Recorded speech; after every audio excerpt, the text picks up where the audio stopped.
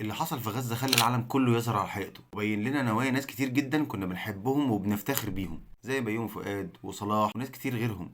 للأسف خذلونا. تخيل كده لو كانت اللي ما تسماش ما عملتش اللي عملته في غزة بعد أحداث 7 أكتوبر من قتل أطفال وضرب مستشفيات وقطع مية ونور وأكل، كان إيه ممكن يحصل؟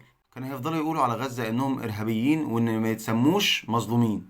لكن بسبب مكرهم افتكروا إن بقوتهم ودعم أمريكا ليهم وسيطرتهم القوية على السوشيال ميديا هيقدروا يعملوا أي حاجة. ولكن إرادة ربنا فوق كل شيء، ويمكرون ويمكر الله والله خير الماكرين. خلى الناس تقاطع منتجاتهم والماركات اللي بتدعمهم في الدول العربية وفي العالم كله. خلى أوروبا كلها تعرف الحقيقة وتتعاطف مع غزة، لدرجة إن الله عز وجل خلاهم ينزلوا بالملايين في الشوارع يحتجوا ويعملوا مظاهرات من أجل غزة.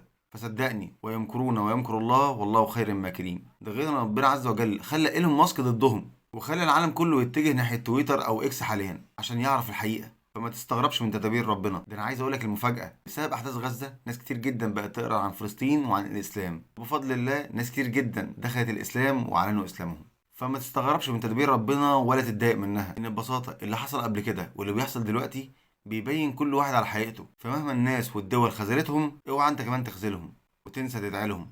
للاسف ده اضعف الايمان. سلام.